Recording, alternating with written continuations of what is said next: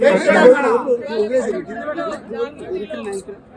మంది స్థానిక నాయకులు ఈరన్న గారి ఆధ్వర్యంలో మా తమ్ముడు పవన్ గారు మాధవ్ గారి ఆధ్వర్యంలో చేరడం జరిగింది. నాయకులకు కార్యకర్తలందరూ కూడా ధన్యవాదాలు తెలియజేస్తున్నారు. మరి ముఖ్యమంత్రి రేవంత్ రెడ్డి గారు పదే పదే కేసీఆర్ గారు అసెంబ్లీకి రావాలని రంకెలేస్తున్నట్టుగా కనబడుతూ ఉన్నారు. నిజంగా కూడా వాదన చేయాలనుకుంటే, మీకు నిజంగా కూడా చర్చ చేయాలనుకుంటే పోలీస్ కమాండ్ కంట్రోల్ రూమ్ కి మేము మహిళలందరం కూడా వస్తాం. చర్చ పెట్టండి. ఎందుకు 2,500 రూపాయలు నెలలకు మహిళలకు ఇస్తానని ఇవ్వడం లేదు, ఎందుకు తులం బంగారం ఇస్తలేరు, ఎందుకు 2,000 నుంచి 4,000 ఇస్తాన్న పెన్షన్లు పెంచడం లేదు, తప్పకుండా చర్చిద్దాం.